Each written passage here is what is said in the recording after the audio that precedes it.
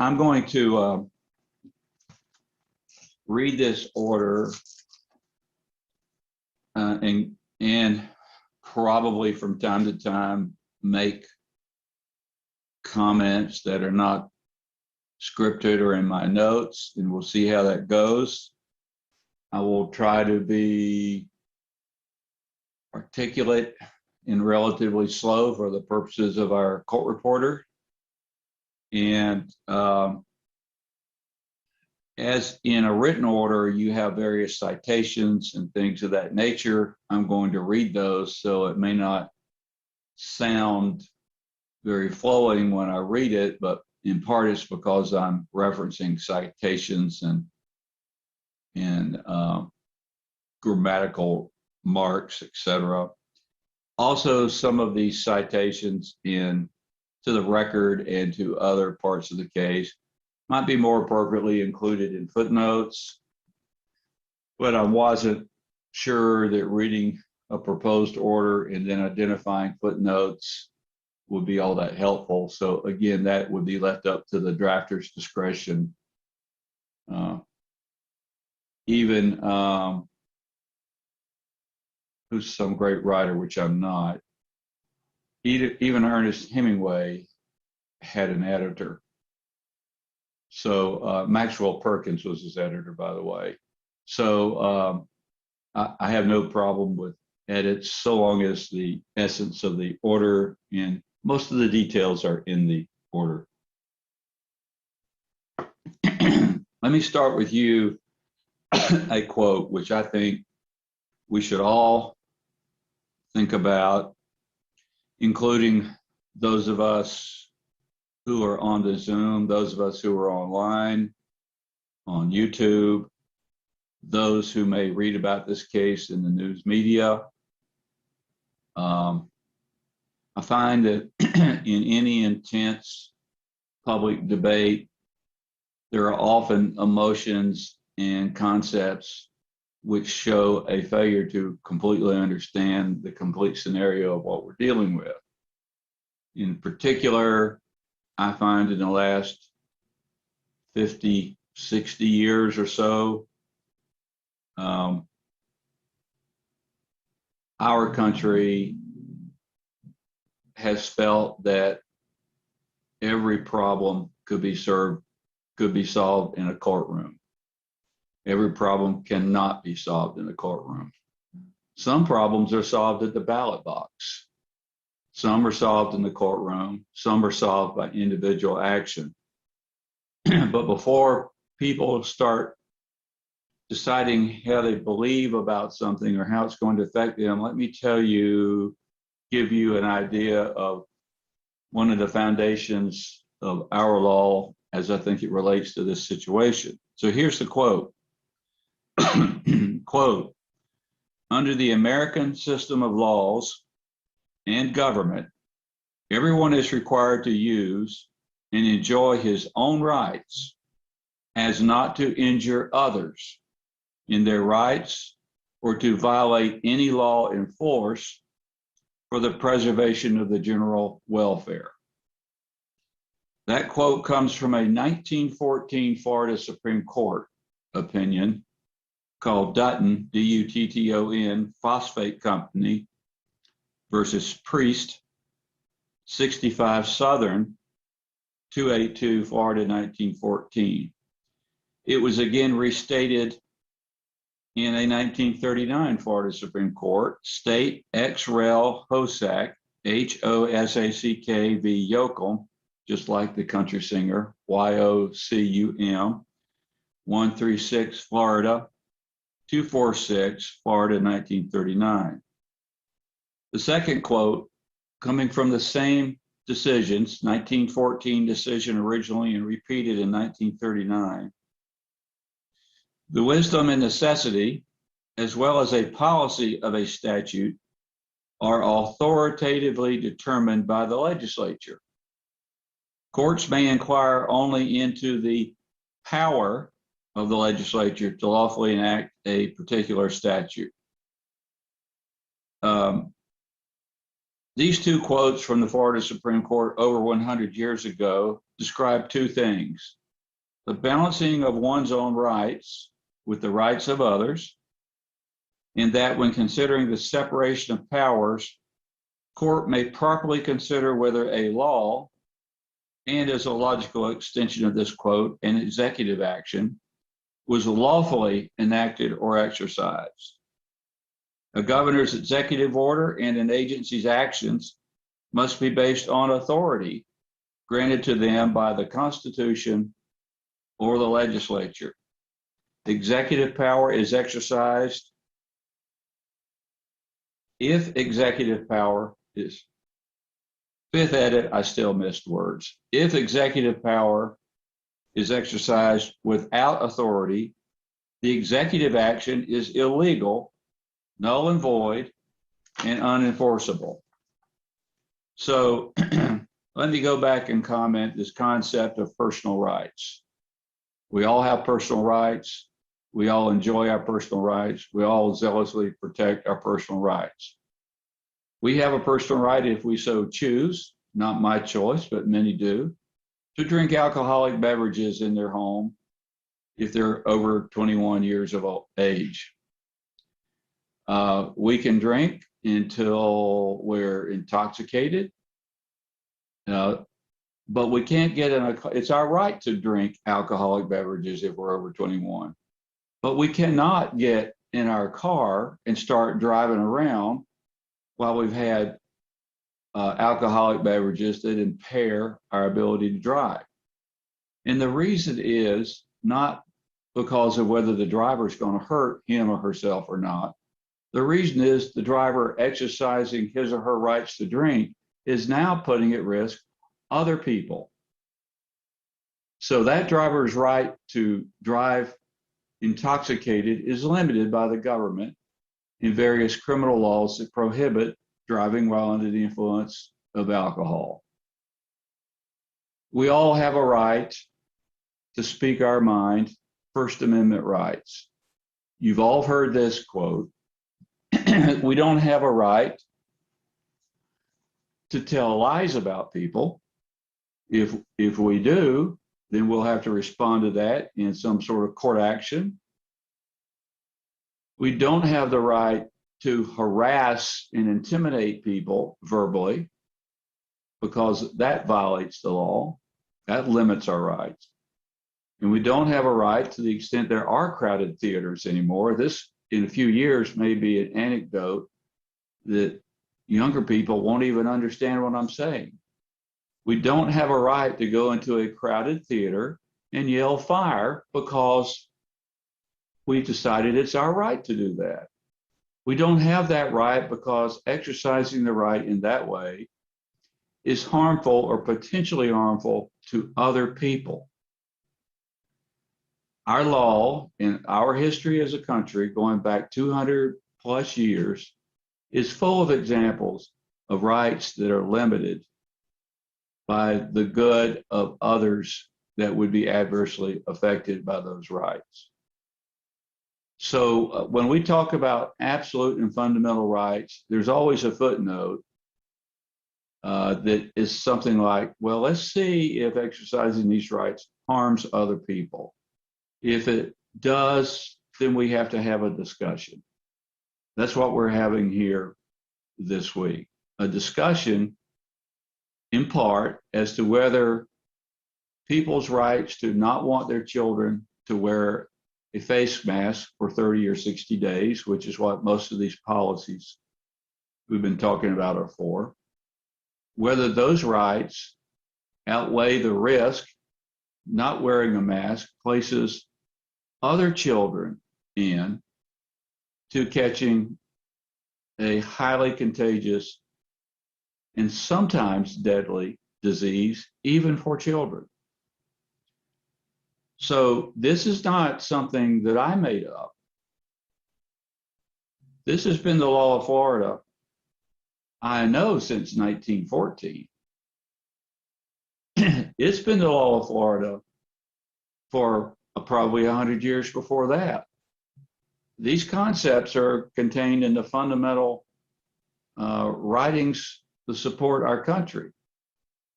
They are contained in the all the founding documents in the country, these concepts, including separation of powers and use of rights in such a way as not to harm others. So I say that to the lawyers, to the parties, and to whoever may be listening to this case. We will not solve any issue if we can't sit down and work together and take positions recognizing that what's going on is not some recent imposition on someone or some attack on the country. It's what has gone on, at least during my lifetime, on many occasions about many issues. So that's all the preaching you'll hear from me. So let's go on. The issues before the court. The issues in this case are formed by the pleadings, the evidence presented, contentions of the parties in the pleadings, and statements and contentions made by the parties and witnesses and evidence at trial. Those all come together at the end of a trial and formulate essentially the issues for the finder of fact, which is in this case me. In a jury trial, it's the jury, to try to determine. This is not an easy task because I constantly have to remind myself what my role is. My role is to primarily try to figure out what the law says and then enforce it. My role is rarely to decide what policy should be. However, in our system, sometimes when a judge has to enforce a rule or a regulation or a statute or the Constitution, there are policy implications. So they're not as separate and as cleanly different as one might think. Before this court is a dispute between the governor of Florida, the Florida Commissioner of Education, the Florida Department of Education, and the Florida Board of Education. And I'll call those the defendants. When I say defendants, I'm referring to all of those people. Also are involved parents and students in the Florida public school system, which I'll call the plaintiffs. The dispute is whether state law permits local school districts in Florida to adopt and enforce a face mask mandate for students and staff.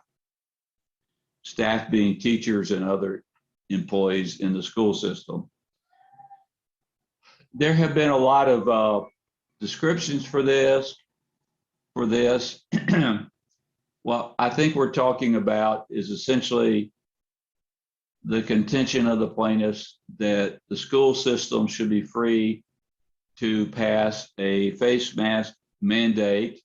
Generally, this has been considered in this trial a face mask mandate with a medical opt-out only. The governor and the defendants believe the correct policy is face mask mandate if you want to, but if you pass that, there must be a parental opt-out. So those of you who are drafting this order, that's what I mean. I might not be that specific as to each one, but that's where I am. One side note that's not in my notes, many of the witnesses, there were many very fine, in fact, all the witnesses seemed like fine people and serious. Many of the witnesses who were parents who testified on behalf of the defendants had serious concerns for their children, children with serious medical issues, and they were scared about the mask mandate. Most of what I heard, those children would not be required to wear a mask in school under any version of the mandate we've been talking about. Doctors have a responsibility for patients. If in fact they have a patient with a legitimate medical reason not to wear a mask, they should step up and sign the opt-out paper for those patients. That's the role, one of the many roles our medical community has. You can't just say, no, I don't want to get involved. Doctors, if you have a patient, such as those I heard described here, you need to do the correct thing and sign a medical opt-out if that's what is necessary. Some of these people, I'm not a doctor, but they seem to me to be clear medical opt-out circumstances. But I'll go back onto my notes.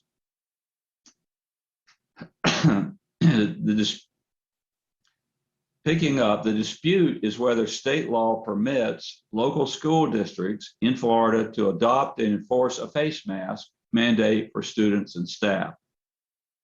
This dispute arises out of the opening of public schools for the new year and increasing COVID crisis in Florida. This is, by the way, for those of you, I'm drawing on my legal rulings and my findings from the facts. I am a fact finder. I am required and permitted to take the evidence I've heard, draw inferences from that evidence, and make findings based upon what I think is the more persuasive and most credible evidence. So when I give these statements such as I am, these aren't things I just dreamed up either. These are findings I'm making based on the evidence I've heard, the legal discussions based upon the law as I interpret it.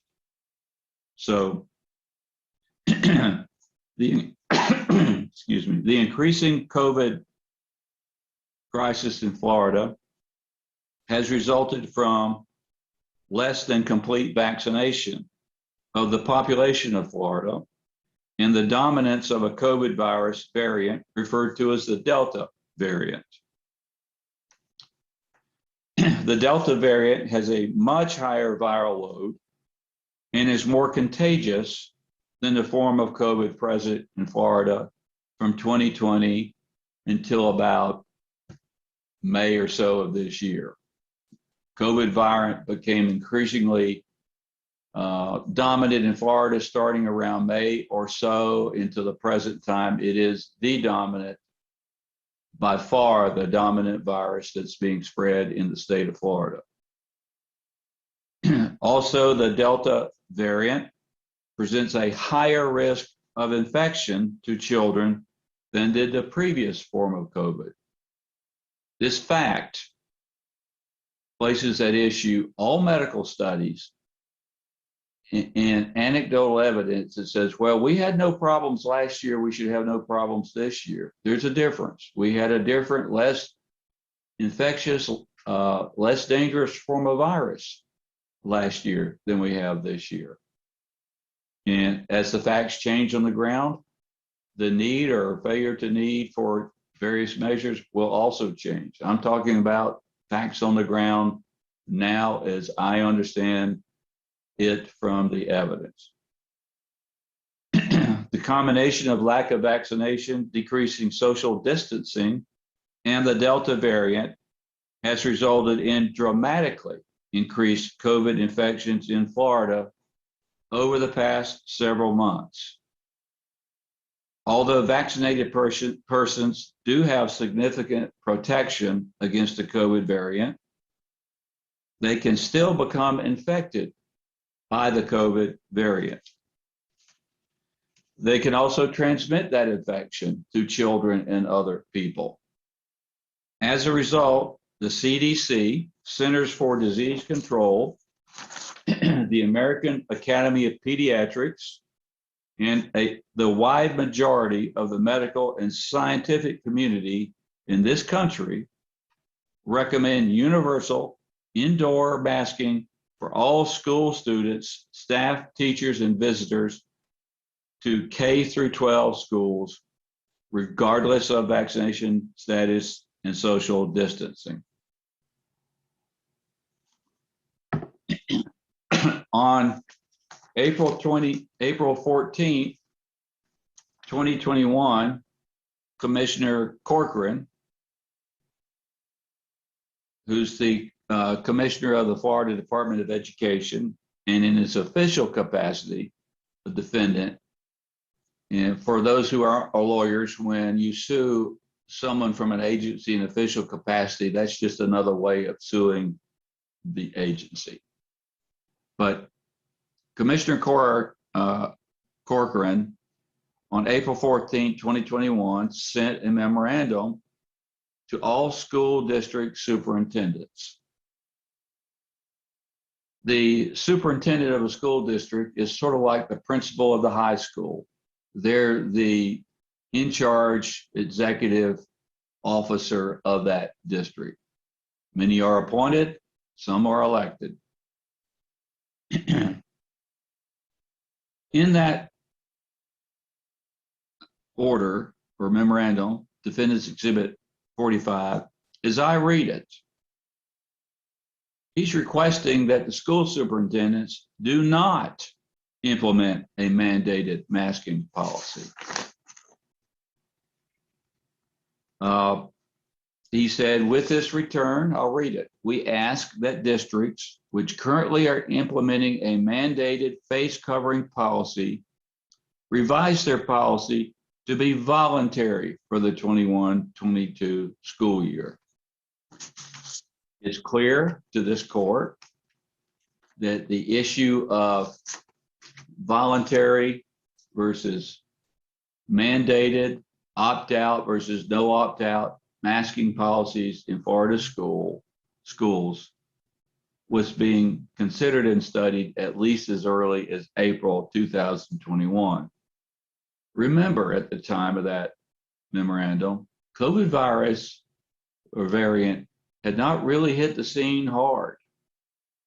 So this was a policy perhaps dealing primarily with what was viewed as the former form of the virus. In any event, the policy consideration was ongoing by that time. I can't tell you if it started then or not, but it was ongoing. In late June 2021, the governor of Florida declared that there was no longer a state of emergency based on COVID in Florida. You may recall we had been in a state of emergency from about March or so 2020 until end of June 2021. That date was agreed to earlier in this case by all parties. The governor did this by allowing the time-limited declaration of emergency order to lapse without renewal. Under Florida law, again, I'm speaking off memory, stand to be corrected, the ability to declare a state of emergency usually lasts for 60 days and then it has to be re-upped in a supplemental order. If you don't re-up it, it will expire, which is my understanding that's what happened here. Therefore, the governor's emergency powers under Florida Statute 252 expired at that point by the end of June. On July 27th, the governor held a roundtable meeting on face mask policy. That meeting, the video of that meeting was admitted into evidence.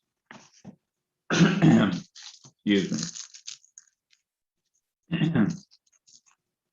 At that meeting, this is my recollection and notes,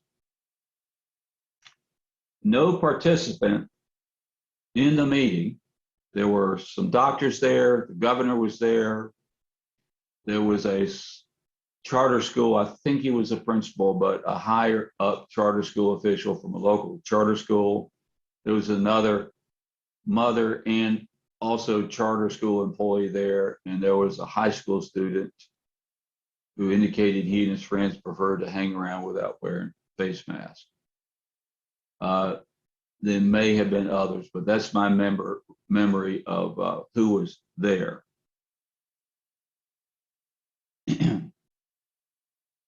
No participant at that meeting, this fact-finding meeting, proposed a mandated face mask policy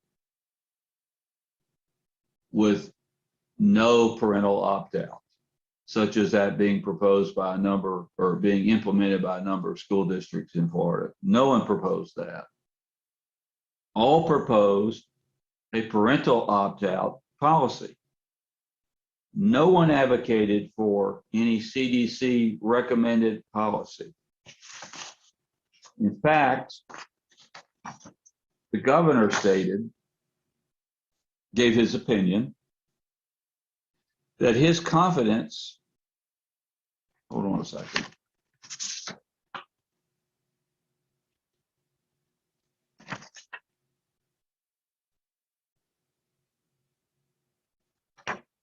That his confidence in some medical leadership had been shattered. He said they appear to be, quote, delighted to impose unspeakable burdens on children. Other than the fact that it was said at that conference, no evidence has been produced to support that statement. Also in the governor's executive order that was issued a few days later,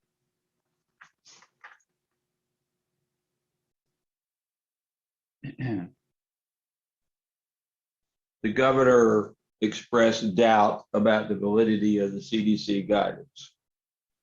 Remember, the CDC, by the overwhelming weight of evidence, is considered the preeminent medical authority in this country about infectious diseases. It's the gold standard. The state of Florida has in the past, on many occasions, adopted and incorporated CDC guidelines and recommendations into the state statutes. Here is an example of just a few. It's not exhaustive. Florida Statute 465-189. Topic is administration of vaccines and epinephrine auto-injection.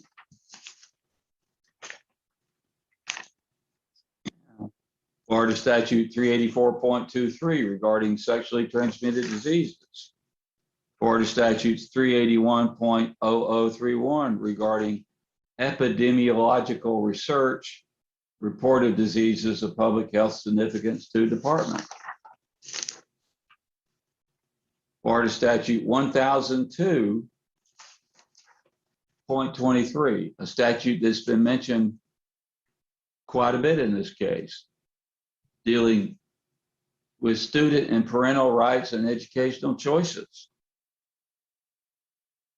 They say there in that statute a recommended immunization schedule in accordance with the United States Center for Disease Control and Recommendations is referenced and apparently assumed to be worth including in the statute. Florida Statute 381.005, primary and preventive health services. Florida Statutes 381.0056, school health services. Each school health advisory committee must at a minimum include members who represent the 8 component areas of the coordinated school health model as defined by the Centers for Disease Control. Florida Statute 381.985, screening program. A requirement that there be adopted rules to follow established national guidelines or recommendations, such as those used by the Council of State and Territorial Epidemiologists and the Centers for Disease Control. Florida Statute 400.141, administration and management of nursing home facilities. Providing for immunizations against flu viruses in accordance with the recommendations of the Centers for Disease Control. Florida Statute 112.181, firefighters, paramedics, EMTs, law enforcement officers, etc. reference to the Centers for Disease Control. 381.9315, gynecologic and ovarian cancer education and awareness. State Surgeon General shall make publicly available by posting on the internet website of the Department of Health resources and an internet website link to the Federal Centers for Disease Control for gynecologic cancer information. And finally, but this is not an exhaustive list, this is just some of what I found. Florida Statute 951.27, blood test of inmates, requiring a procedure consistent with the guidelines of the Centers for Disease Control. So not only do the doctors who testified here recognize the Centers for Disease Control as a legitimate, reputable source of information, it appears that over many years, so has the Florida legislature. So let's go back. At that July 27th meeting, I made some notes. There was one presenter there, I believe his name was Meissner, who stated that masks were not worn to protect wearers of the mask. This is clearly contrary to evidence presented at the trial here. He said that harm is done to children with masks. A psychiatrist, I think his last name was McDonald, said, masking is child abuse. He said there is no evidence that masking protects against COVID. There's a lot of evidence that was presented here, including CDC studies, including the May 21st, 2021 CDC study. That's Exhibit 48. I'll get back to that in a minute. Dr. McDonald also said not a single child has benefited from wearing a mask. All children have been hurt. He is appalled, he said. Every thoughtful, rational adult knows children shouldn't be masked. He said children cannot transfer COVID to adults. Again, another fact is disputed by the science. Masks do nothing to help medically, and they destroy the country. So that's not everything that was said there. I thought the governor's remarks were much more temperate than some of the other participants. But that's what was said there. One study, I'm not going through every piece of evidence. I'm highlighting some issues. One study, Defendant's Exhibit 48, which was a study in, I think it was a CDC study involving Georgia. What was read to a couple of the plaintiff's witnesses, and they were asked for this comment, I think it was this sentence, quote, the 21% lower incidence in schools that recommend mask use among students was not statistically significant compared to the schools where mask use was optional. And the witnesses were called to comment on that. The clear implication made in that cross-examination was, here's a CDC study that doesn't even recognize that masks work. What was not read was the rest of the study. Directly following that sentence, it's a little bit lengthy, but I'm going to read it. It says, this finding might be attributed to higher effectiveness of masks among adults who are at a higher risk for SARS-CoV-2 infection, but might also result from differences in mask wearing behavior among students in schools with optional requirements. Mask use requirements were limited in this sample. 65.1% of schools required teacher and staff member mask use, and approximately 1/2, 51.5%, required student mask use. because universal and correct use of masks can reduce COVID. I'm substituting COVID for the technical science term SARS. Let me repeat this, because universal and correct use of masks can reduce COVID transmission and is a relatively low cost and easily implemented strategy.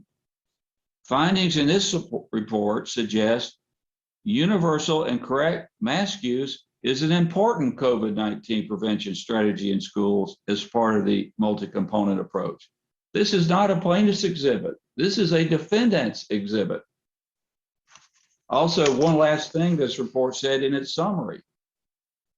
They noted that COVID infection was 37% lower in schools that required teachers and staff members to use masks. So this study, which was presented by the defendants to me, wasn't presented to the governor at that meeting in which they were stating they were trying to decide what to do. But the governor was told that use of masks is child abuse and bringing harm to every child in the country. I've seen no scientific evidence of that to support that statement in this case. So after the meeting, the governor 3 days later issued executive order 21-175. This order began the formulation of a policy and enforcement by the defendants that local school districts in Florida could not adopt a face mask mandate unless it provided for a parental opt-out. This is also reflected in the defendant's 7th affirmative defense filed in this case, which says, quote, "The Parents' Bill of Rights precludes school boards from implementing categorical mask mandates that do not allow parents to opt their children out of the requirement," end quote. We're going to get to the Parents' Bill of Rights, but this 7th affirmative defense does a good job of stating exactly one of the big disputed issues in this case. I'll get to that later. Continuing, the executive order, based on the evidence and inferences from the evidence presented to me, was a continuation into a policy disfavoring the no opt-out mask mandates, and the means to accomplish this was going to be through the Parents' Bill of Rights, which is clearly evident from the executive order and confirmed by the affirmative defense. Under other provisions of the executive order, it cited to a study which it said found no correlation with face masks. This study is known and called in the order the Brown University study. It was not peer-reviewed, and its own authors have expressed doubts as to its use.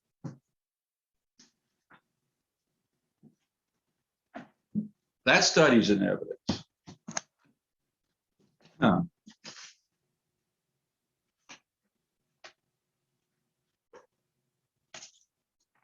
All I have to do is find it. It's exhibit, I believe it's exhibit 19. And yes, exhibit 19. Here's a quote from the people that wrote the study.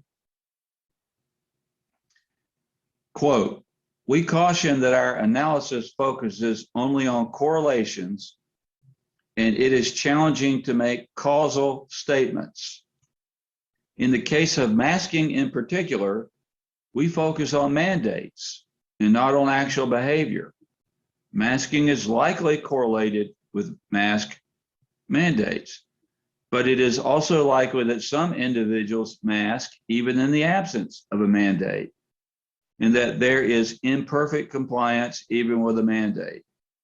In addition, while we control for community rates, we do not control for community mitigation practices, which would also impact behavior and rates in schools.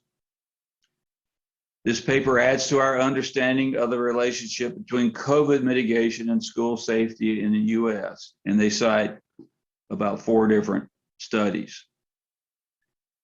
We would emphasize that in general, this literature suggests in-person school can be operated safely with appropriate mitigation, which typically includes universal masking. It would be premature to draw any alternative conclusions about this question based on this preliminary data.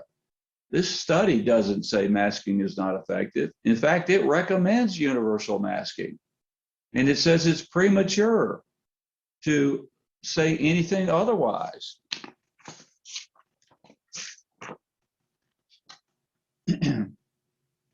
Also, they say in the study right above the section called discussion, it is important to note that this is a long discussion in the paper, does not imply masks are ineffective, as these results focus only on masking in schools and do not take community behavior into consideration. Additionally, as noted above, we focus only on mask mandates and not actual masking behavior. So the Brown report said that it had analyzed COVID data and found no correlation with mask mandates. If that's true, why did the Brown report recommend that universal masking was still the way to go? Now, I don't say that the governor has time enough to read a report that's that thick, but his advisors do. So the statement in the executive order is just incorrect. That study does not find no correlation with mask mandates. What I read to you is a defense exhibit, not a plaintiff's exhibit. So, going back to the executive order, the order showed lack of support for CDC guidance on face masks. I don't think there's any dispute about that. And stated that face masks may have negative health and societal ramifications.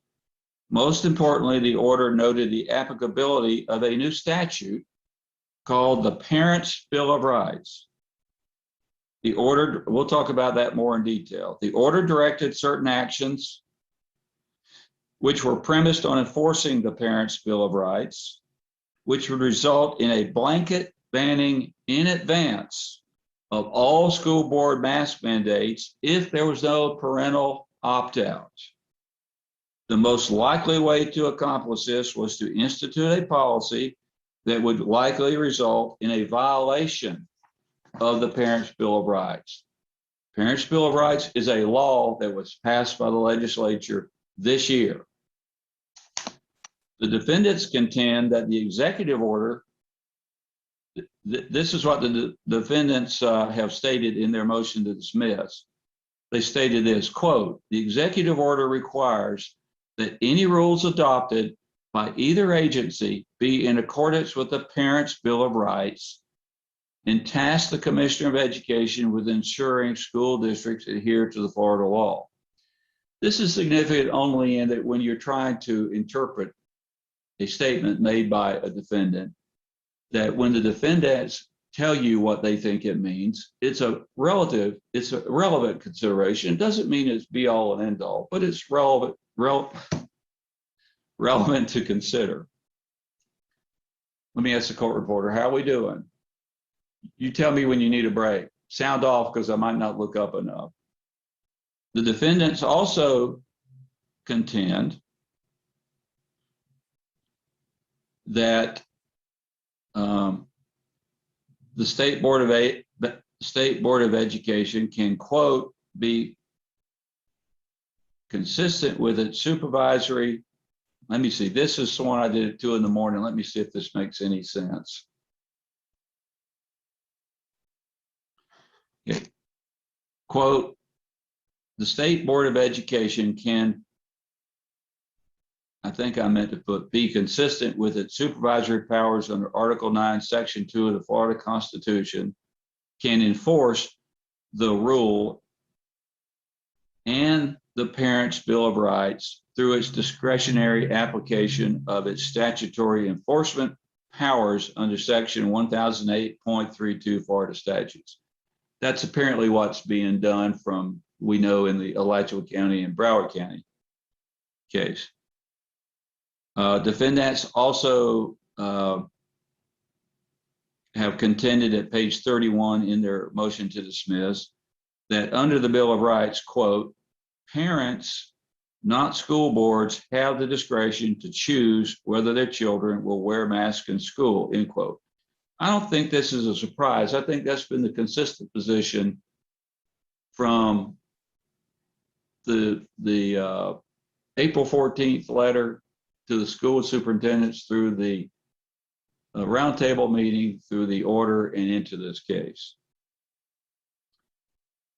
As I will discuss later, this statement is actually a misstatement of the provisions of the Florida statute. The executive order directed the Florida Department of Health and Florida Department of Education to work together to immediately execute rules to take any additional agency action necessary to ensure safety protocols for controlling the spread of COVID. Now, one might argue that there was no need for an emergency action, but that issue hasn't really been raised or focused on enough for me to make any findings regarding that. So I will not make findings on whether it was properly an emergency rule or not. That's not been briefed, and it was not on my scope of things to review. This direction from the executive order was interpreted by the agencies as a direction to pass a regulation that put into effect the executive order, which they did. Florida Department of Health, after consultation with the Department of Education, passed an emergency rule, 64 DER 21-12, which said, quote, this emergency rule conforms to Executive Order 21-175. It incorporated the executive order by reference into the regulation. The regulation itself stated, quote, that any COVID-19 mitigation actions taken by school districts comply with the Parents' Bill of Rights and protect parents' rights to make decisions regarding masking of their children in relation to COVID-19. There's really no doubt that the executive order had two functions. Prohibit parent opt-out. Prohibit or encourage parent opt-out or require parent opt-out, and do it by enforcing the Parents' Bill of Rights. Again, a consistent theme we've heard throughout the case and in the record. Among other provisions, the emergency rules said, quote, the school must allow for a parent or legal guardian of the student to opt out the student from wearing a face covering or mask, end quote. Defendant's motion to dismiss at page 33 said, quote, neither the executive order nor the rule require that unvaccinated or non-masked students attend school. Rather, they seek to ensure that school boards are complying with the Parents' Bill of Rights, leaving the decision of masking of children to the children's parents, end quote. Consistency all the way through. The regulation of the Department of Health accurately reflects the defendant's position, as just stated, and actions of the defendants have taken as reflected in the evidence, and is a direct result of the executive order. In addition, the defendants have acted to threaten and impose sanctions on school districts if they do not comply with the defendant's directions. Defendants confirmed this in their motion to dismiss at page 31 when they said, quote, school boards still have the option albeit with consequences, to categorically mandate without exception. The executive order tasks agencies to draft rules and the school board to enforce the laws and rules, end quote. When you say you can do whatever you want, but there's going to be consequences if you do, that's a threatened enforcement action. Thus, the governor, the commissioner, the Florida Department of Education, and the Florida School Board of Education, by seeking to threaten enforcement of the executive order, have directed that school boards may not, under any circumstance, enact a face mask mandate unless it includes an opt-out provision for the parents. Again, there's no doubt about that. Pursuant to, they say, the Parents' Bill of Rights. Again,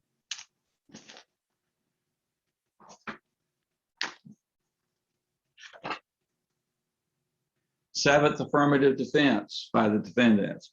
Quote, the Parents' Bill of Rights precludes school boards from implementing categorical mask mandates that do not allow parents to opt their children out of the requirement. The executive order has required the application of the Parents' Bill of Rights to the mandate issue, and that has been interpreted by the defendants in this case, both in their actions and by their explicit statement in an affirmative defense, that means there's a categorical ban on mask mandates that do not allow a parent opt-out. Department of Health issued its rule after consulting with the Department of Education. The rule confirms this consultation, and the defendants accept this by stating in their motion to dismiss at page 9, quote, in accordance with the executive order, the Department of Health, after consultation with the Department of Education, promulgated the rule, end quote. The executive order was for the purpose of using the Parents' Bill of Rights to block all or no parent opt-out face mask mandates. That was the purpose of the executive order, and it did it by referencing the Bill of Rights and the sequence of events it set into effect.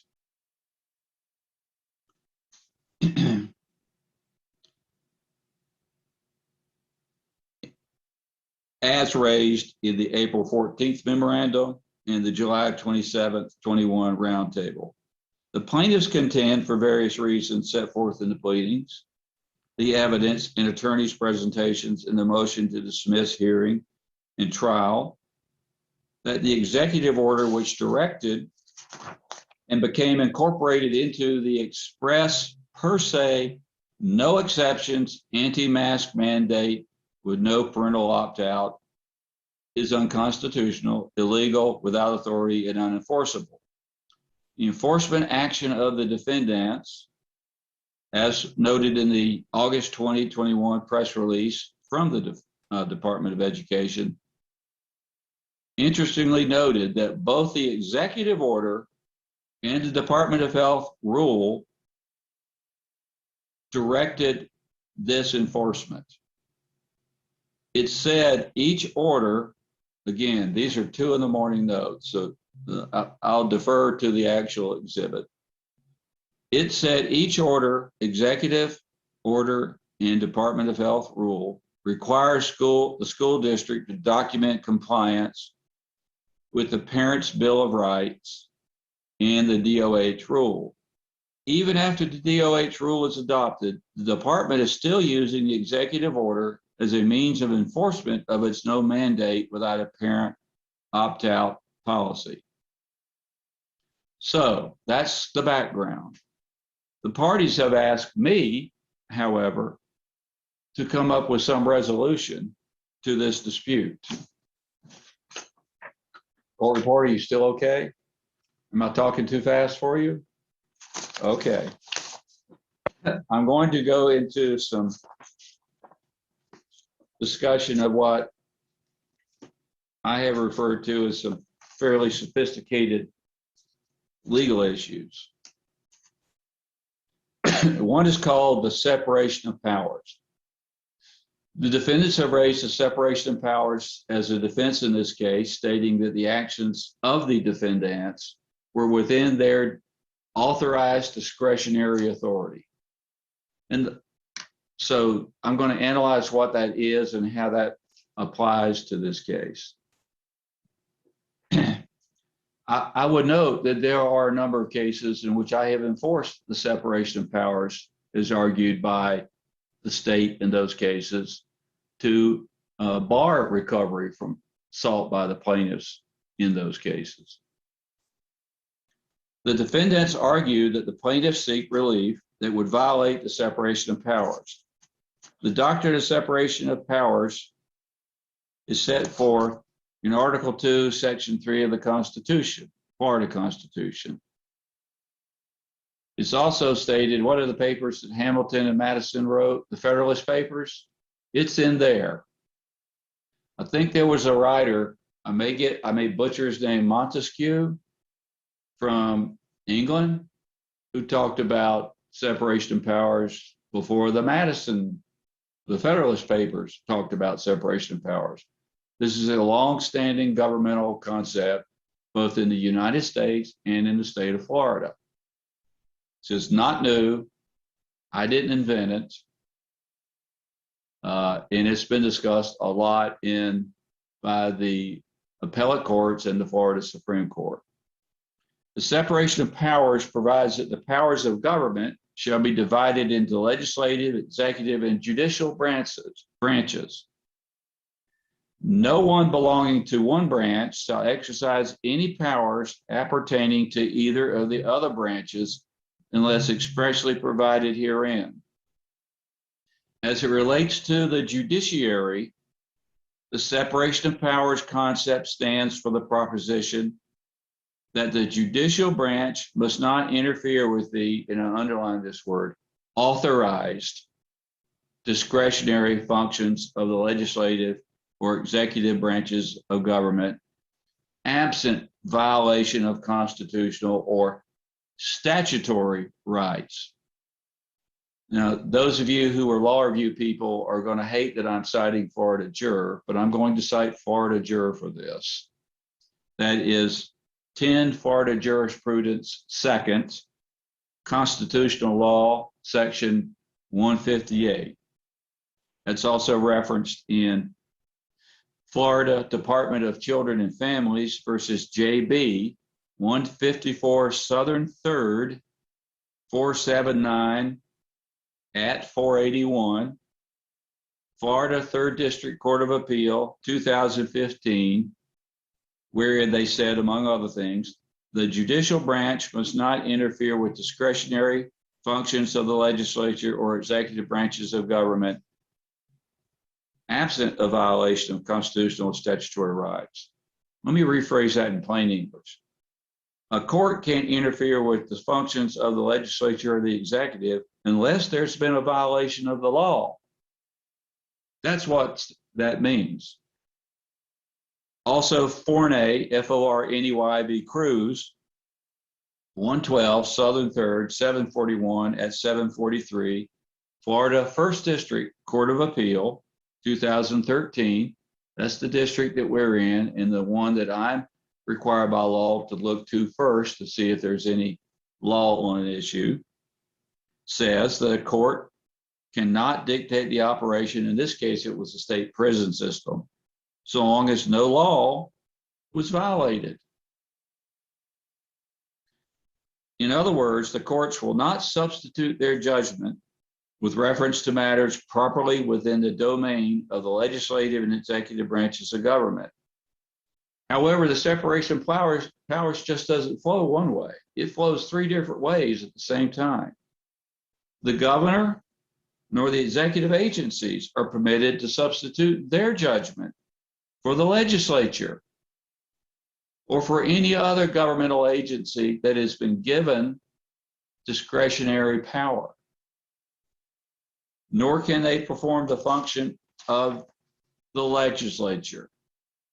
By the assertion of the separation of powers as an affirmative defense in this case, the defense is now required to show that the action challenged, here the executive order and the blanket prohibition of mask mandates with only a medical opt-out by school boards, and related enforcement actions, is within the powers of the defendant as provided by the Constitution or by the legislature by statute.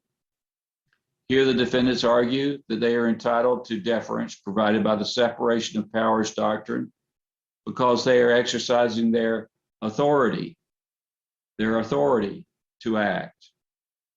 This is something they must prove. If their actions are not authorized by the Constitution or the legislature, then they have no authority to take that action, and they are not protected by the separation of powers doctrine, and their actions are invalid as being taken without authority. The First District Court of Appeal in DeSantis versus FEA. See if I have this.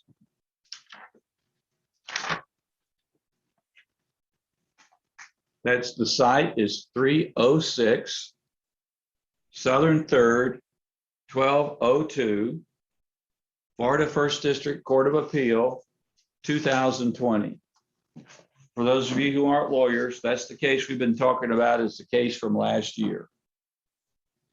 In that case, they held that the governor was acting in accordance with his emergency powers pursuant to Florida Statute 252.36, paren 1, close paren, paren little b, close paren, because he had declared a state of emergency to address the COVID pandemic. Thus, the governor in that case had authority, according to that court, to, under the declared state of emergency, to issue executive orders to address the pandemic in accordance with the Emergency Procedures Act. Further, the court in DeSantis held that by using the authority, the governor could delegate powers to the education commissioner to develop a safety plan to safely open the schools. This was a contention was that the state said that they would pay more for an out-of-school student than normally the rules required, so as not to result in a financial hit to the school boards around the state, because a lot of the students were staying home and being educated by the computer. And in return for that, the state says, you don't have to do it, but if you want this program, you have to open a brick and mortar school in your district. That was contested by the First District, and the First District says that was not a requirement that the schools do anything. It wasn't, also it was not a ban or an order that the schools not do a particular thing. And the First District said that was within the separation of powers doctrine, and the governor had powers to do that because we were in a state of emergency. In this case, now, the state of emergency has lapsed in June of 2021 before this executive order was issued. Thus, the governor did not have emergency powers pursuant to Chapter 252, which the First District found were the basis for the order at issue in the DeSantis case last year. Because the governor had no emergency powers, he and the other defendants must look to some other authorization in statute or the Constitution to provide authority to defendants to act to enforce a blanket ban on a mask mandate. They've not shown me any convincing authority in the Constitution or any other statute, except the authority they consistently point to is the Florida Parents' Bill of Rights law. We'll talk about that in a minute. If they do not show that they had authority to take these actions, executive orders and all the things that it ordered and led to, they don't have separation of power defense is not available to them, and the order and actions taken are without authority and null and void. A subset of that, which is another defense raised by the defendants in affirmative defense, is called the political question defense. The political question defense is a form of separation of powers. I'm not going to repeat all the analysis I just stated above, but that applies to the political question defense. The First District Court of Appeal in DeSantis noted that the non-judiciability of a political question is primarily a function of the separation of powers. The political question doctrine, however, must be cautiously invoked, and the mere fact that a case touches on the political process does not necessarily create a political question beyond the court's jurisdiction. The judiciary can review a question even though questions of policy are involved. This situation may just affect the scope of the review, but it's still appropriate to do. Again, 10 Florida Jurisprudence, second, Constitutional Law, Section 157. The defendants are authorized,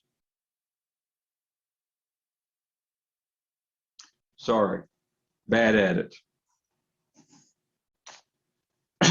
If the defendant's executive order and related actions are ultra vires, ULTRA VIRES, that's a fancy legal term that means without authority in law. An ultra vires act in law is an act that's without authority to do and therefore not authorized. If their actions are with ultra vires, they are without legal basis and therefore null and void. This isn't new. I didn't invent this. This was old law when I was in law school, and that was 45 years ago. So this isn't something that I came up with. Thus, the defenses of separation of powers in political question are not available if there is no authorized statutory basis for these powers. Going back then to the Florida Parents' Bill of Rights.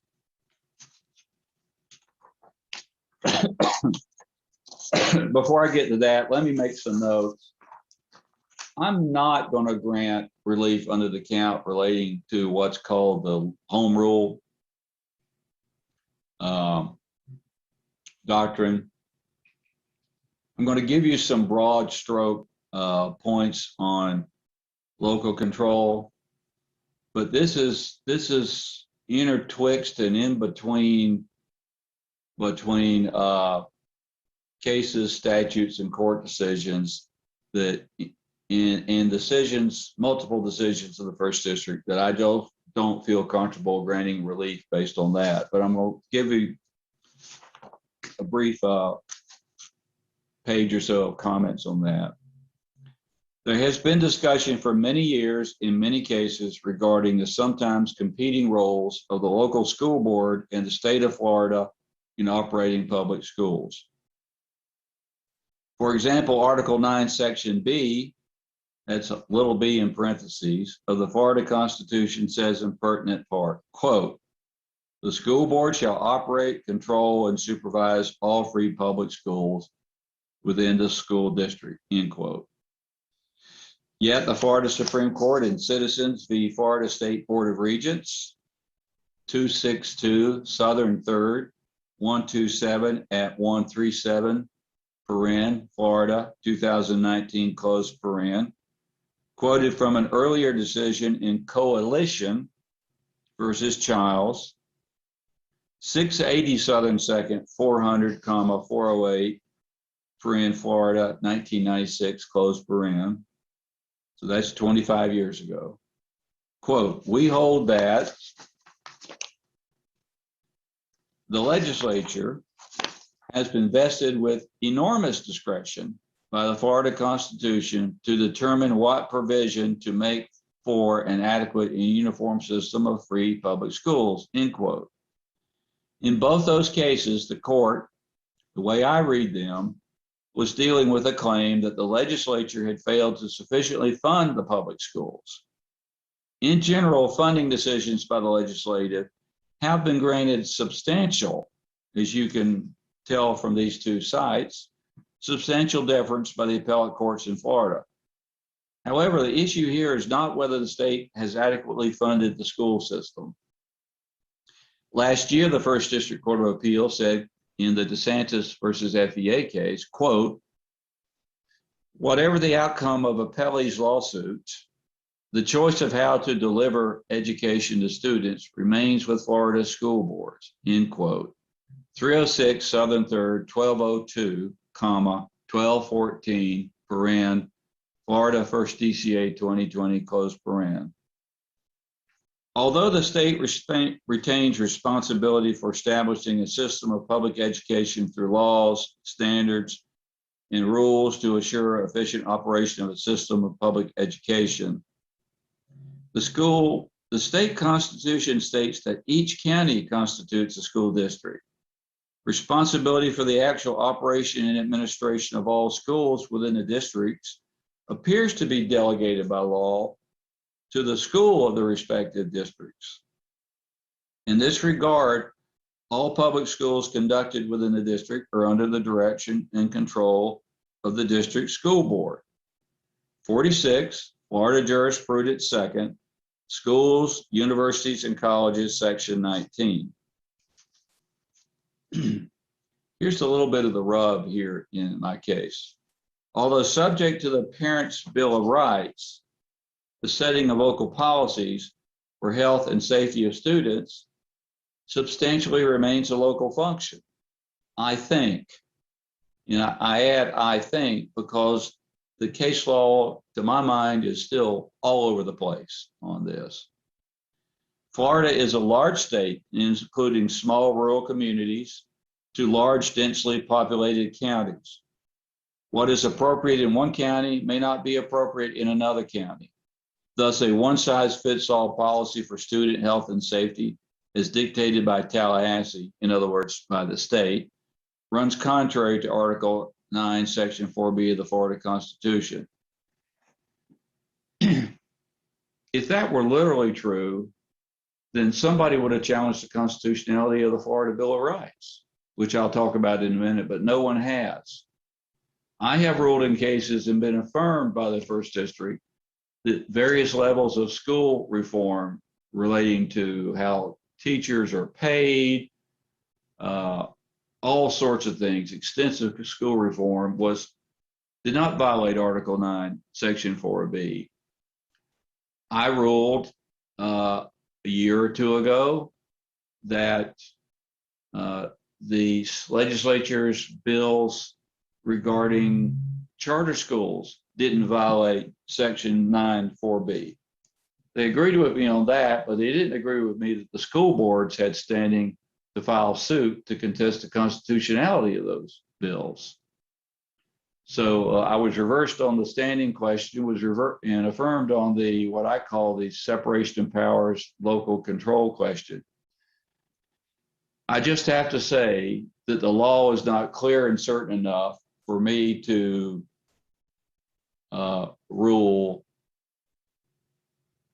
to grant relief under, hold on.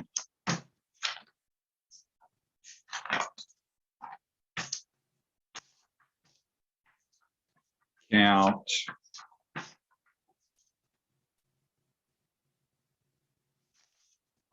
Just a second. I think it's count 1. Let me see.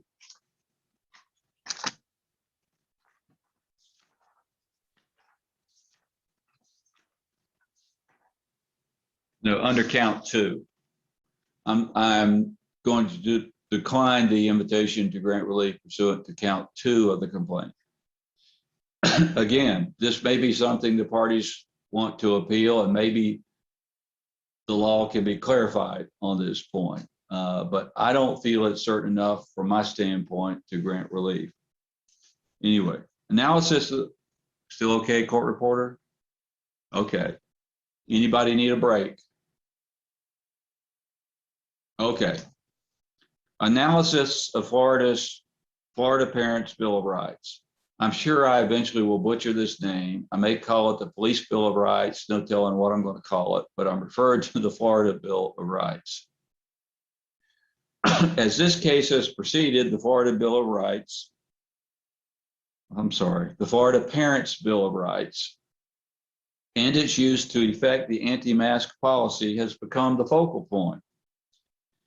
In this case, a new law called the Parents Bill of Rights, which is now known as Florida Statute Sections 1014.016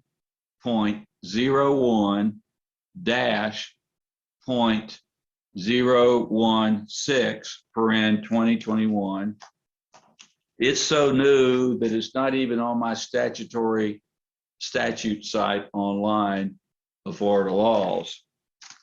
And it is also described as, it's in my notebook here, hold on. Here we go.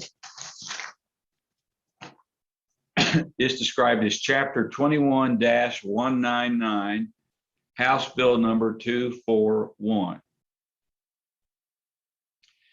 This bill was passed this year by the Florida legislature. I believe I recall I saw that the governor, in fact, did sign it. I believe the governor did sign the bill. And it took effect July 1, 2021, about 26 days before the roundtable and about 29 days before the executive order.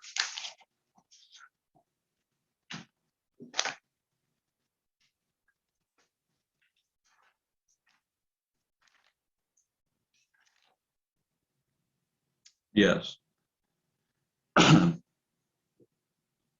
This is a brand new law. There is no appellate decision when I last checked, which was a couple of days ago, interpreting this law. It's now about 7 weeks old. There's one lawsuit in Jacksonville, a circuit lawsuit brought pursuant to this law against the school over there. But as far as I know, there's been no court rulings which give interpretation on that case. That's all I've been able to find. So it's up to me. It's my job, not the job of any witness in this case. It's my job to interpret the Florida Bill of Rights.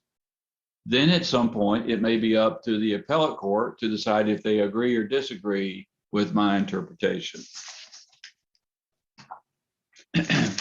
So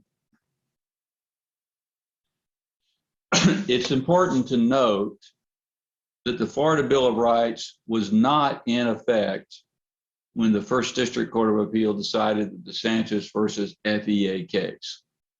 So that's one point of distinction between the cases.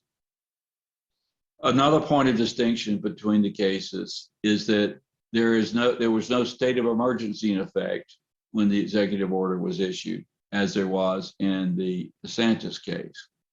A third point of distinction is that the DeSantis case said that the order in that case did not require the school districts to do anything.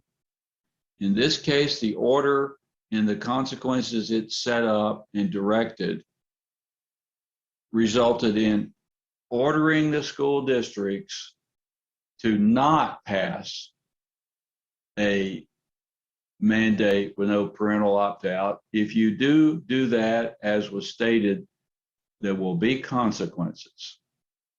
And we've already seen that that's happening now. So here's the issue. What does the Bill of Rights say, and what does it authorize people to do? Well, I read the Bill of Rights. I think I'm on my 7th or 8th reading. I read it again last night at about 1:15 this morning. I've read the legislative history. It seems to be consistent with my reading of the statute. Now, granted, if the plain reading of the statute is clear and you can interpret it, it's really improper to try to rely on outside legislative history because that's written by one or two people that may or may not be valid. I'm just saying it seems to agree with how I read it. So the provision of the law that is most relevant here is Florida statute 1014.03.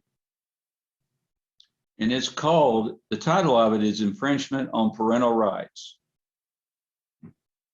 It says the state or any of its political subdivision or any governmental unit, that would cover school boards as any governmental unit, or any other institution may not infringe on the fundamental rights of a parent to direct the upbringing, education, healthcare, and mental health of his or her minor child.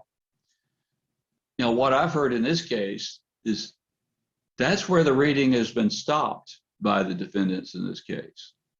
Here's what the rest of it says.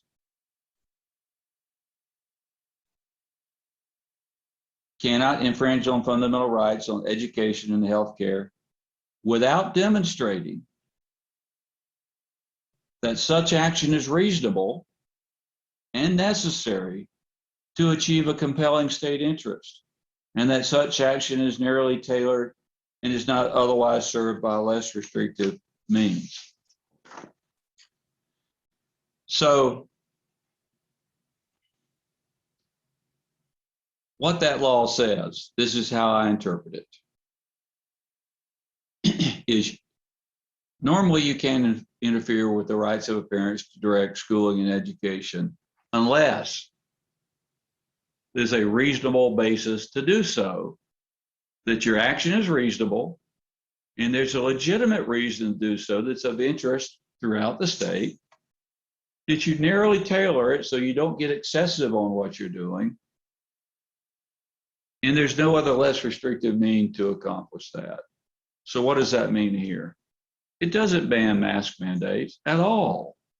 It doesn't require that a mask mandate must exclude a parental opt-out at all. What it does do is say, if someone disagrees with a policy that's been adopted, then they can bring an authorized proceeding or review, whatever is required by the Florida law, to say to the school board, okay, show me how this is reasonable. Show me how this is necessary to achieve a compelling state interest, and show me that it's narrowly tailored. For example, if you have a mask mandate, if it said the mask mandate applies to all school students and all alumni, that might be not narrowly tailored. If it says it shall apply for the next 3 years, that would probably be not otherwise served by less restrictive means. There's any number of examples you can come to. That's what the Bill of Rights means. It does not authorize the governor, the Department of Education, State Board of Education to say to the schools, you cannot adopt a blanket face mask policy unless it has a parental opt-out. It does not say that. What it does say is that if you do that, it has to be reasonable, support a state purpose, has to be narrowly drawn, and not otherwise accomplished by some other means. So, let me go pick back up on my, I was freewheeling then, as you could tell. So let me go back to my notes.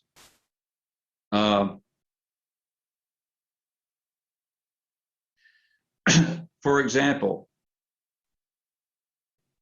this law doesn't violate or doesn't make illegal other laws in Florida relating to mandatory vaccines. There are some opt-outs for religious reasons or medical reasons for mandatory vaccines by statute. But the Florida legislature, and this is one of the reasons that gave me pause on the remedy under count 2, Florida legislature passed 100, this is from memory, 2 or 3 point something, that says you have to take 6 or 7 different vaccines for polio and all these mumps, measles, etc., you have to take those vaccines before you even get in the front door of a school in Florida. Now, there are, as I understand, there are some religious opt-outs, and I would not be surprised if there's not some sort of health opt-out. There probably are people that have deep allergic reactions to certain things and they shouldn't be taking them. But in general, that law is much more an infringement on parents' rights to control the health of their children than a face mask policy. That's sticking a needle in their arm and putting a vaccine in there that's going to, for example, polio, mumps, and measles is going to affect them the rest of their life. There's no undoing those vaccines once they go in. So I will tell you anecdotally, when I came to FSU in 1968, for some reason I had escaped having a smallpox vaccination. I had to go to Dr. Simmons' office in Auburndale, Florida, and get a smallpox vaccination because it was required that I get that before I got into FSU.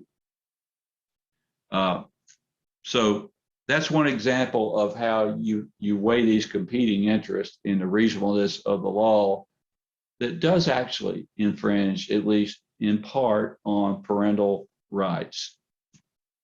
Here's another example. There's a chapter of law in Florida called Chapter 39. Chapter 39 sets forth procedures in cases which we call child dependency cases. And the purpose of that law is to provide for care, safety, and protection of children, to ensure secure and safe custody of children, and to prevent child abuse, neglect, and abandonment. This statute passed by the Florida legislature states that, quote, the health and safety of children served shall be of paramount concern, end quote. That law permits, under court supervision, children to be removed from their parents temporarily and in some occasions permanently. It allows the court to order medical care, psychiatric treatment. It requires the court to have the child go through various programs and counseling, requires the parents to go through programs and counseling, all of which violates the parent's right to control their child. But they don't have the right to harm their child, which is the underpinning of Chapter 39. There are dependency court proceedings going on right now in every county of the state of Florida. So therefore, another example of how, yes, parents' rights are very important. I'm a parent. Parents' rights are very important, but they're not without some reasonable limitation, depending upon safety and reasonableness and compelling state need, usually regarding health care or condition of the child. The Parents' Bill of Rights expressly gives governmental entities, school board's a governmental entity, to adopt policies concerning health care and education of children in school. That expressly they have the right to do that, even if those policies affect the parents' rights to make decisions in those areas. This statute allows governmental agencies such as the school board to adopt healthcare policies if the policy is reasonable and necessary to achieve a compelling state interest, narrowly tailored and not otherwise served by a less restrictive means.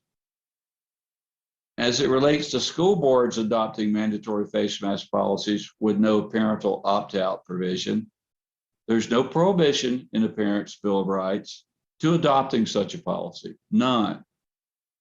As long as that policy is reasonable and otherwise complies with the provisions I've just outlined in the Parents' Bill of Rights.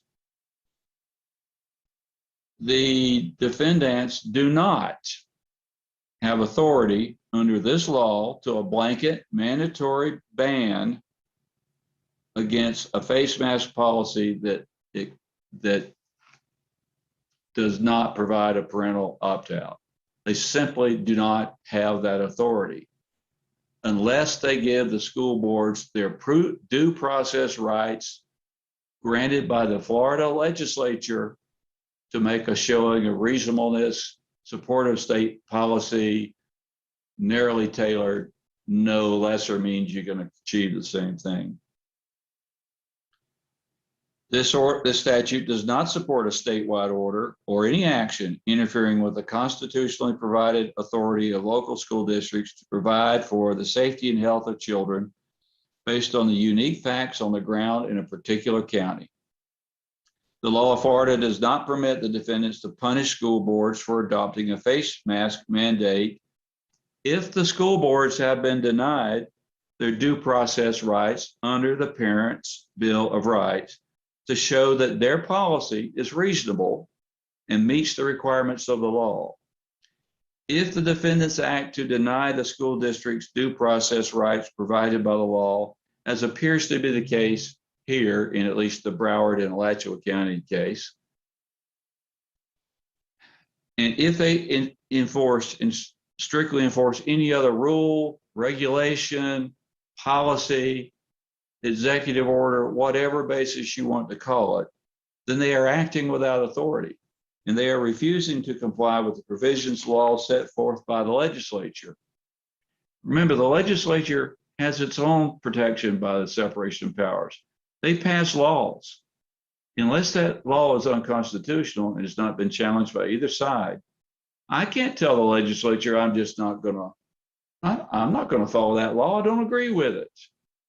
I can't do that. Governor can't do that. Department of Education, State Board of Education, they can't do that. If I go to Quincy and I take the 90 exit off I-10 where there's about 3 or 4 different speed limits, when it goes down to 35, I have to drive 35, even if I might think that that's not high enough. When it goes up to 40, I can drive up to 40. When it goes back down to 35, I can drive 35. I don't have authority to not obey laws and regulations that are lawfully passed simply because I don't agree with them. That's the underpinning of our entire judicial system.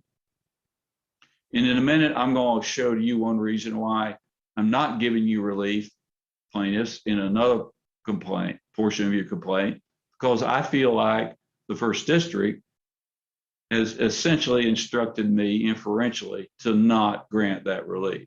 I'll get to that in a minute. So, with regard to the Parents' Bill of Rights, the school districts, the Bill of Rights permits school districts to enact, including but not limited to, mask mandates, no parent opt-out, policies that relate to health, education, healthcare, and education. The school districts are not required to get permission in advance to pass these policies. To do otherwise would submit local schools to endless court suits and/or administrative hearings on innumerable local policy decisions that would just make practically running a school impossible. For example, if a school board decided they were going to ban high school students from leaving campus during the school hours, like to go get lunch or something, they're not required to prove that that's reasonable before they do it. If someone challenges it, they can. They'll say, all right, this is just during school. The purpose of this is to keep them at school so they won't get in trouble. So they'll probably eat better. They will not have their attention diverted by being away from school, and they won't do things they normally wouldn't do in school. I don't know about now, but that was the policy when I was in high school, which was strictly enforced. That's just one minor policy. And it was the safety of the students and ability to keep the students out of trouble, keep them at school so they don't go off in a car, have an accident, or otherwise get into serious trouble. That actually impairs a parent's right to say the parent wants the child to come home every day to the house and eat lunch with him or her. Such a policy would impair that right. The school board, if it's challenged on that, would then have to show the rational basis for it, why they're doing it, how it's narrowly drawn, etc. That's one of many things that go along. Dress codes, not having a knife in your backpack, that might be a state criminal law. Any number of things. No fighting on campus. All those things are day-to-day decisions schools and school boards make all the time. I don't think the Department of Education has any real interest in getting involved in those sorts of things. However, the face mask issue has, a lot of people have a lot of opinions on that. It doesn't mean that they can't raise those opinions. It just means the school board, after they pass the policy, they must demonstrate when challenged that it meets the requirements of the state Parents' Bill of Rights. If it doesn't meet those challenges, then they can't do it. And it's because of the fact that the legislature passed that bill and it's not been challenged as unconstitutional, I feel constrained to say the state can't take action regarding face mask under the home rule section. The legislature, not as to face masks, but the legislature has passed a policy which affects rights, school boards' rights to enact policies, but it hasn't tied their hands. It's just said you have to make it reasonable and you have to be ready to show that. So the standard of proof, let me go back here. If there's an objection by a parent or the department to a policy, whether it's school mask or not, a face mask or not, there has to be some sort of authorized proceeding that's authorized by law, a due process proceeding that allows the school board to show why its policy is acceptable under the Florida Parents' Bill of Rights. The standard of proof the school board must meet in showing this reasonableness is not beyond a reasonable doubt, is not reasonable, and there's no rational basis that can be stated against it. That's not the standard. The standard is it reasonable?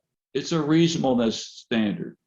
That's a much lower standard than you would have if you're trying to disallow a policy of the legislature or the governor because you say it's not rational. There you have to show there's either he has no authority or there's no rational basis whatever to support that policy. That's not the standard when a school board has to justify policies it passes pursuant to the Parents' Board of Rights. Their standard is reasonableness. Here, I think I'm required to make some comments on the evidence. The evidence clearly demonstrates that the recommendation of the CDC for universal masking of students, teachers, and staff represents the overwhelming consensus of scientists, medical doctors, and medical organizations. The evidence submitted by the defendant, I think, reflects a minority, perhaps even a small minority, of medical and scientific opinion. That's the reason I can't say there's no rational basis for the governor's policy under a different legal theory in a different county. You can agree or disagree. Both sides may end up appealing this order. So, although no individual school system's policy is in front of me, I have heard significant evidence concerning the medical and scientific basis for face mask policies, and I conclude that this evidence demonstrates that face mask policies that follow CDC guidance are, at this point in time, reasonable and consistent with the best scientific and medical opinion and guidance in the country at this time. That's not to say that they might be enforced for too long. They might be not nearly structured or for some other reason. But the evidence presented in this trial, part of the issues in this trial is are the CDC guidelines, is that a rational basis for masking? They are. However, That could change very shortly. Their guidance could change. Conditions on the ground could change. Conditions from county to county could change. A very small populated rural county might have a different analysis or needs and requirements than Miami-Dade County does. I also find this finding is not intended to be binding on any party, the defendants in this case, or any school, because the policies have not been litigated and each school district has unique circumstances and conditions. This is just my analysis as a fact finder of the evidence. And it also is relevant as to another ruling I'm going to make at the end.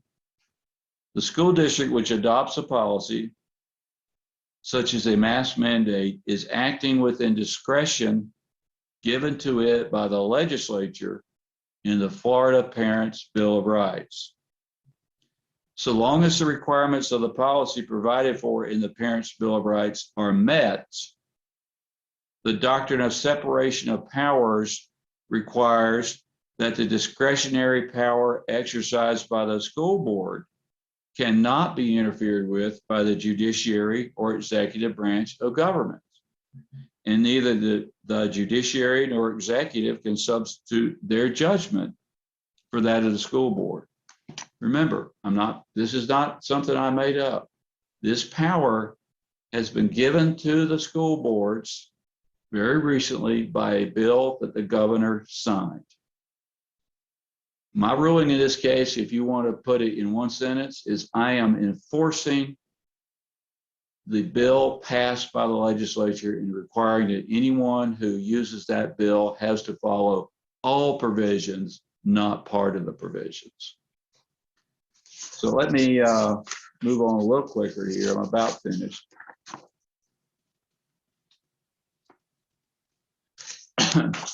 So these are some nature of some additional findings and rulings. They might duplicate things I've already said.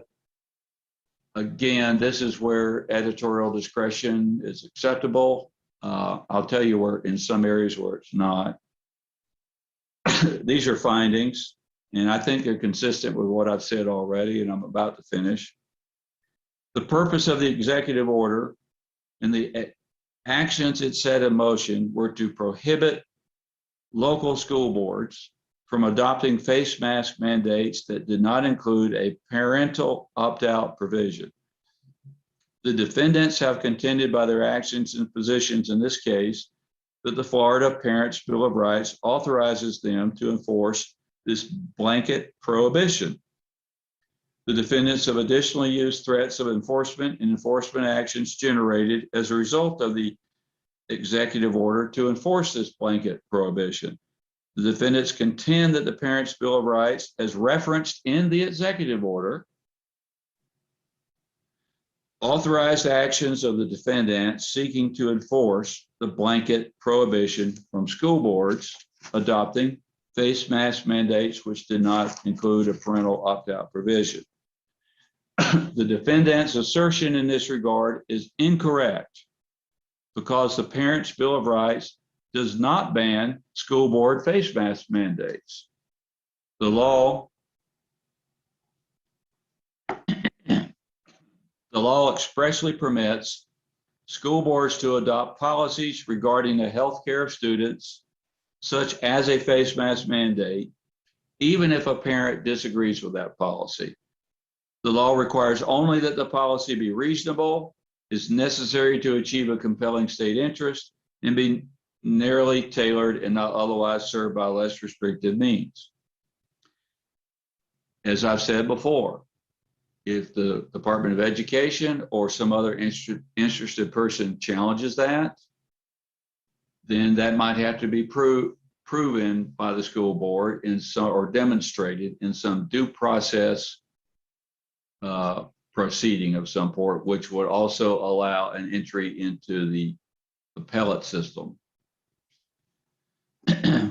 The actions of the defendants do not pass constitutional muster because they seek to deprive, excuse me, They seek to deprive the school boards in advance and without the school board's right to show the reasonableness of the policy. The law does not require that the school board get permission for a policy in advance. It requires only that if a policy is challenged, it has a. Thank you again for being here, and we look forward to your questions.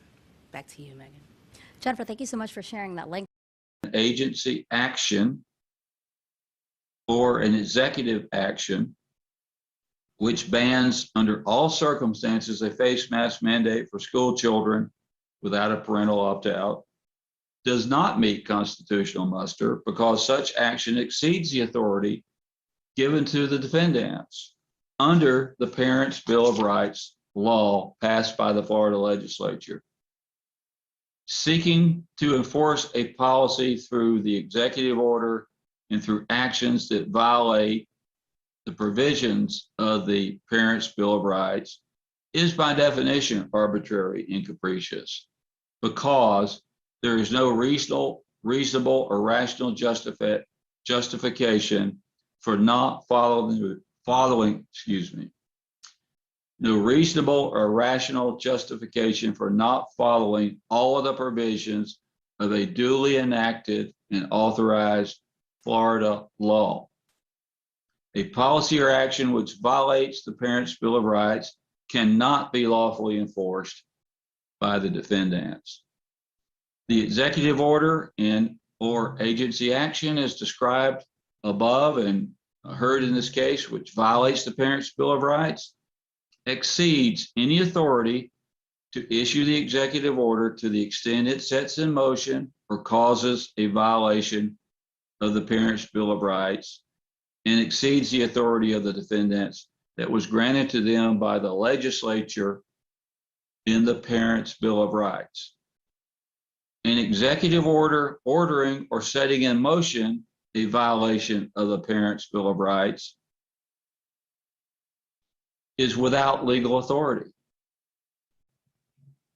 Further such action, in other words, ordering something which, or taking an action which is a violation of a Florida statute, is by definition arbitrary, unreasonable, and violates the separation of powers doctrine because it would exceed the powers granted by the legislature in the Parents' Bill of Rights because such action would not permit the school board authority, which has adopted a mask mandate, to demonstrate the reasonableness of it, whether it was necessary to achieve a compelling state interest, is narrowly tailored, and not otherwise served by less restrictive means, all of which is expressly permitted by the legislature in the Florida Bill of Rights.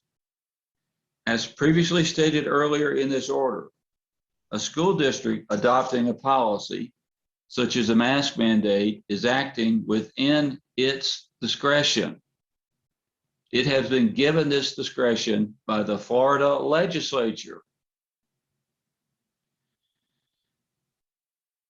in the Parents' Bill of Rights. So long as the requirements for the policy provided for in the Parents' Bill of Rights are met, I'm not saying the legislature has unbridled discretion. They can't just do, the school boards, they can't just do whatever they want to.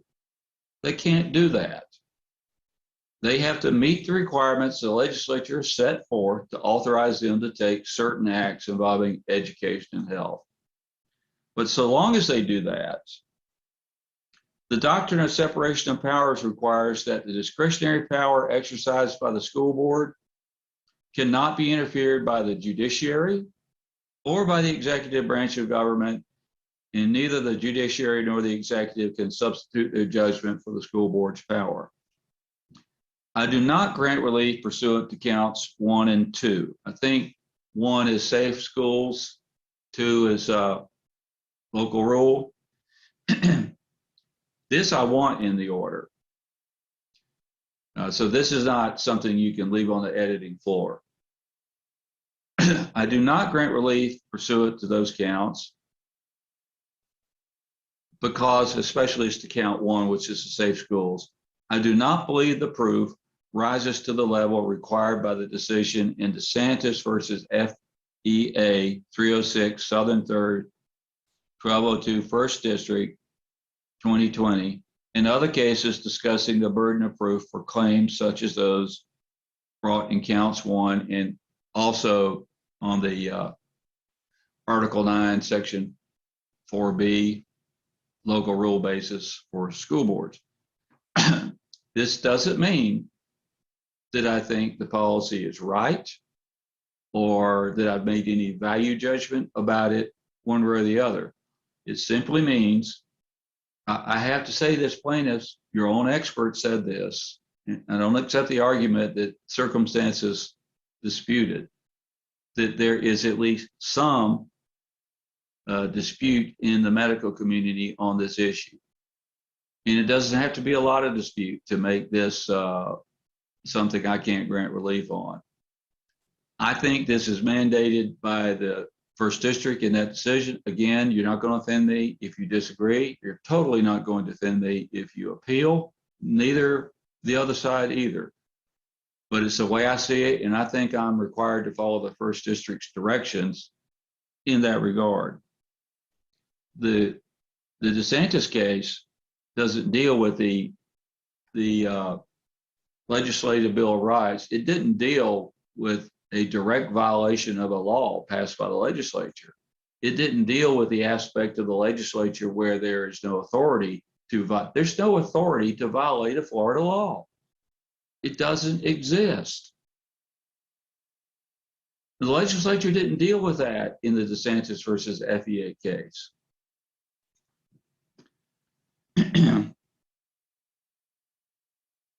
So I'm not granting relief on counts 1 and 2. I am granting relief as I stated. It fits in both the other counts, as I stated. Also, I grant the motion to dismiss count 5.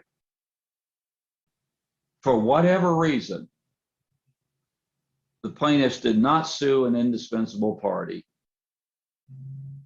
which was the Department of Health. And let me make one other comment on that.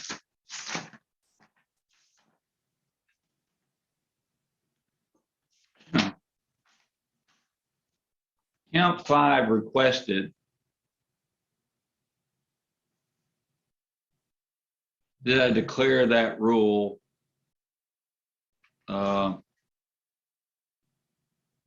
unconstitutional.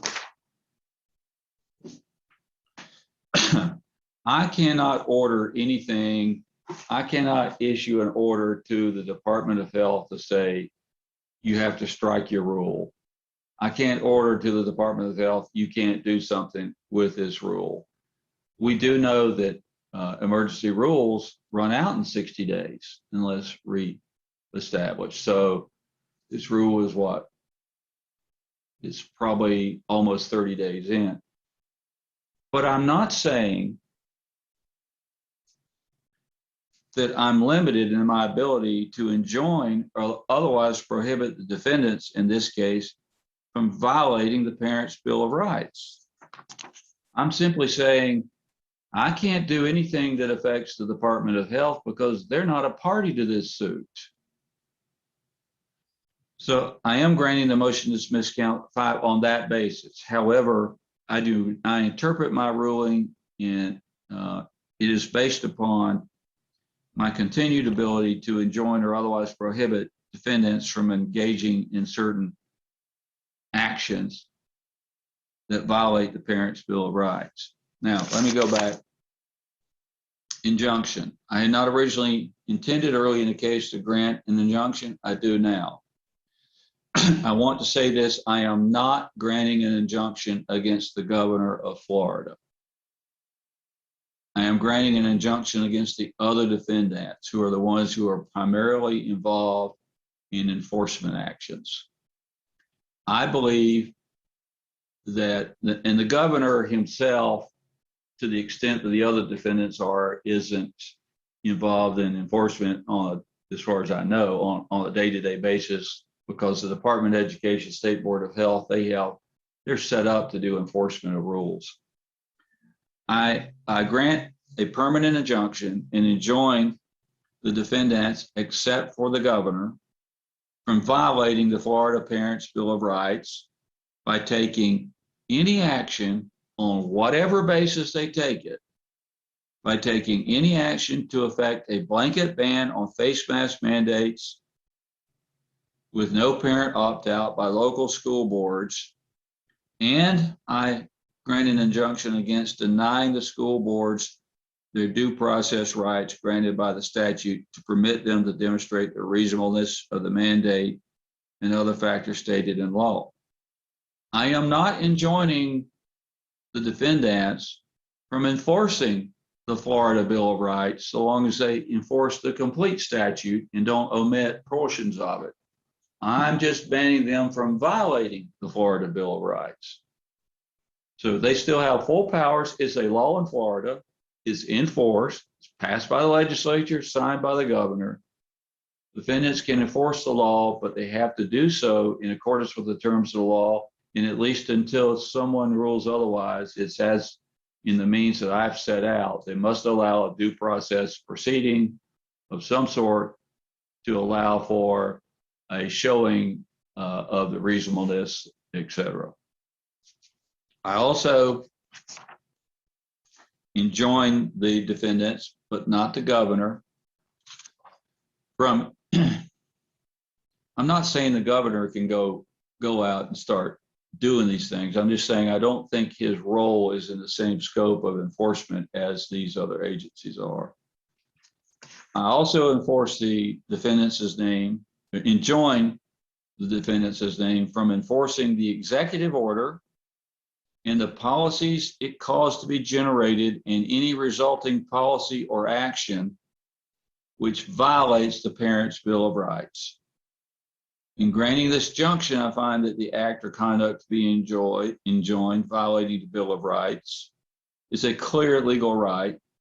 There's no adequate money at law. In other words, a legal remedy, a money judgment, or some other remedy at law doesn't remedy the peril, damage, and danger caused by unlawful failure to follow this statute. Also, a case I'll cite for you on that is Oxford, OXFORD, International Bank versus Merrill Lynch, 374 Southern 2nd, 54, Florida DCA, 1979. In this case, an irreparable injury is demonstrated by the increased risk of the Delta variant infection, as demonstrated by CDC guidance and the overwhelming medical evidence that's in this record. If universal face masks are blocked in violation of the Parents' Bill of Rights. A continuing constitutional violation is in and of itself irreparable harm according to the law. Board of County Commissioners versus Home Builders Association of West Florida, 2021 WL Westlaw 3177293, First District of Florida, July 28, 2021.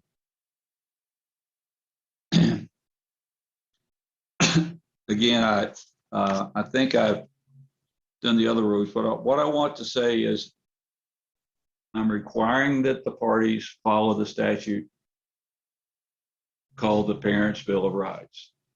I'm enjoining the parties from violating the statute. I've set forth the means of it. I'm not saying that any particular school policy can't be reviewed under that statute. I'm not saying yes or no to any particular policy. I'm simply saying schools can adopt policies dealing with health and education, and to the extent they may affect a parent's right to control their children's education or health, then it's incumbent on the school board, if challenged in that policy, to demonstrate its reasonableness and the other factors in the law.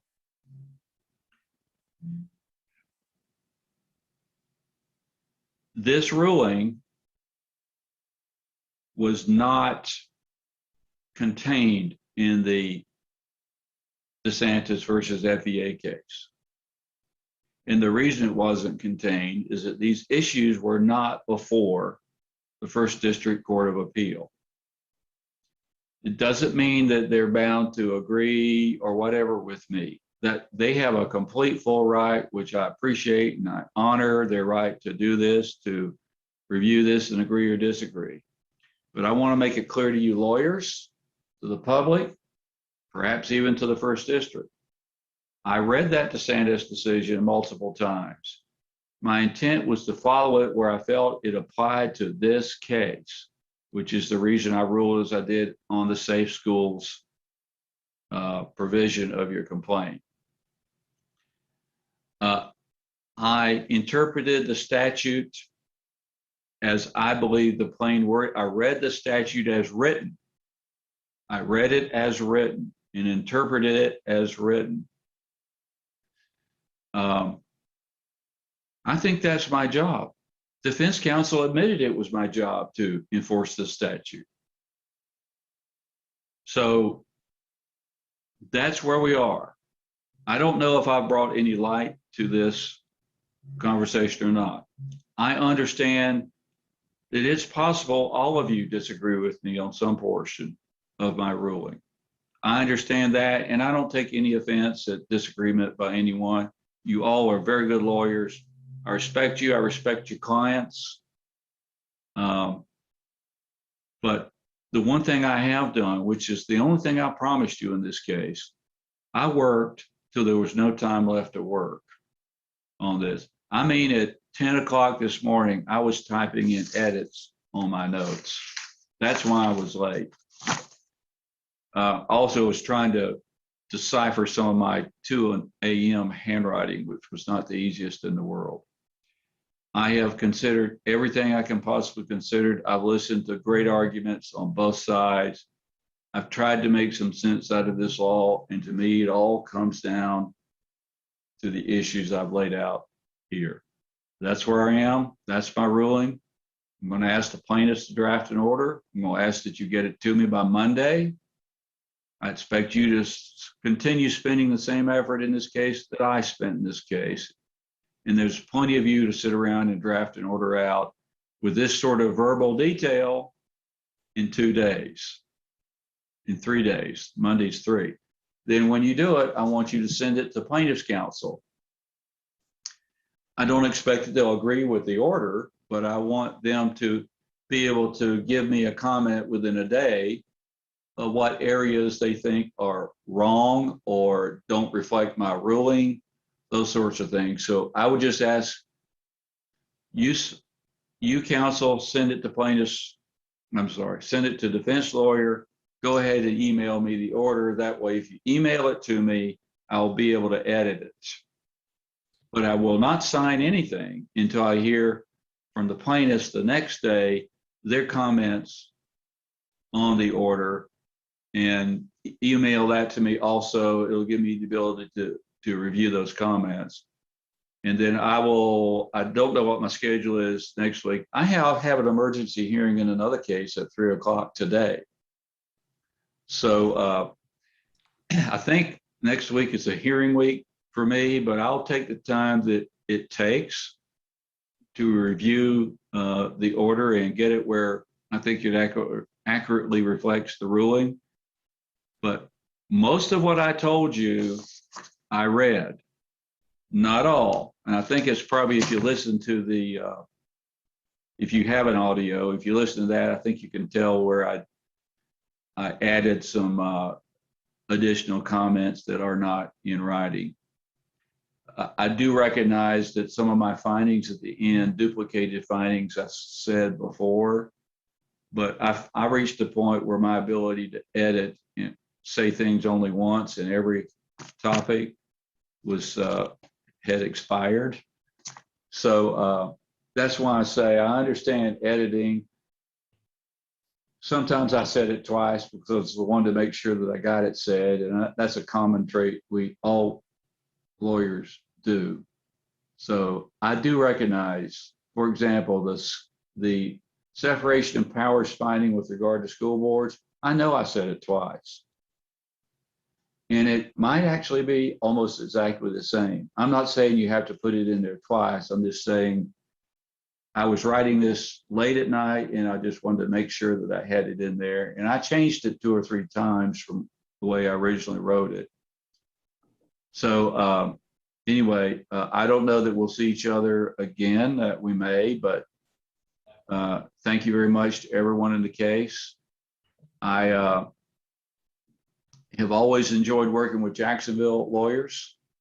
I've always felt Jacksonville lawyers practice law very similar to the way Tallahassee lawyers do. They're very professional. They still can make verbal commitments with each other. So Mr. Abel and your firm and Mr. Bean and Mr. Burns, I have enjoyed working with you and all the other lawyers too. And I expect the plaintiff's lawyers to be working this weekend, as I will be, but on something else. And Mr. Abel will, if you get it before Monday, send it to Mr. Abel and his firm as soon as you get your order done. I know it's not easy to draft an order on these cases in such a short time frame, but I kind of feel like I've done a big part of the work, giving you the bones of the order at least, and you can go from there. Your Honor, may I direct a question to the court? This is Mike Abel. Yes, sir. Your Honor's laid out a schedule for presenting a final order to Your Honor, and Your Honor has also done a very good job of apprising observers of this process of issues that lawyers may know, but it's helpful to the observers of the process to also learn. And so can we, I want to clarify, Your Honor, that your ruling that you've announced from the bench today will not become effective until a final order is entered and signed and docketed by the court. See, Mr. Abel, this is why I respect you so much, because you have articulated something which I kicked back and forth in my head. I'm going to make my ruling effective as of the date of the written order, and this is why. I don't want confusion out there. I think we need to have a written order. We have a verbal order. You know that it will probably be reported. The press is usually accurate, but any human person can misinterpret something. And it seems to me, Mr. Abel, that unless you disagree, it makes more sense to make it effective when the written order is signed.